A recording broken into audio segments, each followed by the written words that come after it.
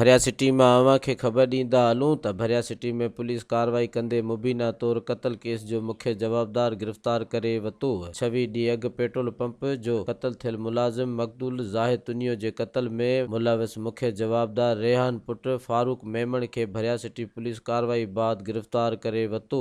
गिरफ़्तार जवाबदार पुलिस आॾो एतराफ़ कंदे इल्ज़ाम लॻाईंदे चयो त ज़ाहिद तुनियो मूं सां ग़लति लाॻापा रखण जी कोशिश कई जंहिं ते खेसि क़त्ल कयो। हिन सिलसिले में प्रेस कॉन्फ्रेंस कंदे DSP भरिया लोंग खान शर SHO मुनीर लिगारी ऐं जांच ऑफिसर सावण कलोड़ो चयो आहे त जवाबदार वटां पिस्टल मोबाइल फोन ऐं ॾोह में इस्तेमाल थियल मोटरसाइकिल पिण हथ करे वरिती जॾहिं त जवाबदार खे अॼु भरिया जी अदालत में पेश कयो वेंदो। मज़ीद ख़बरनि ऐं तफ़सीलात लाइ विज़िट कयो असांजी वेबसाइट www.awamiNewsHD.com ऐं ॾिसंदा रहो अवामी न्यूज़ HD।